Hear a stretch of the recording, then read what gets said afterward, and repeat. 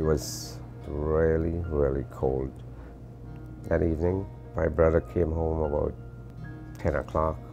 He asked me if I turn off the furnace. I said no. So he's playing around, but nothing comes on.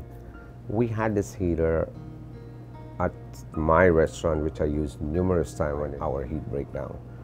Never even think what damage this could have done. So he went out in his garage and he brought the propane heater in the house. And he lit it. And Peter and I guess went upstairs to sleep. I was watching TV. Went to bed. I cover up, and next thing I know, I heard a noise knocking at my door. Uncle Paul, wake up! Uncle Paul, wake up! I thought it was like somebody breaking or something, you know. And when I got up, I felt like I had no strength. As I tried to get in a step, I fell down.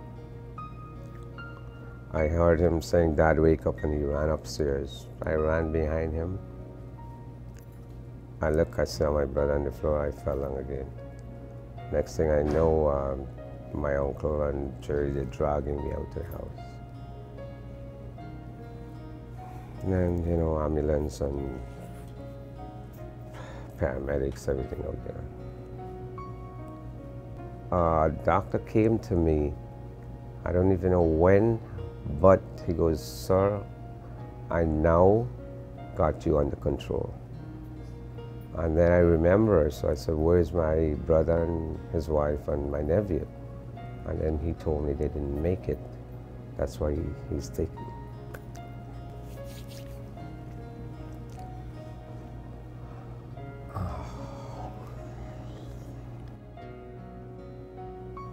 That's why, you know, I'm telling people,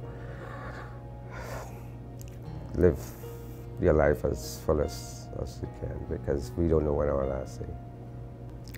Don't wait until something happened, because what happened was when my family passed away, the next day all the stores were sold out of all these carbon monoxide detector. So don't wait for that time. Look into it before, check and make sure it's working, and make sure you have it. Don't wait for some disaster to happen. Do it before.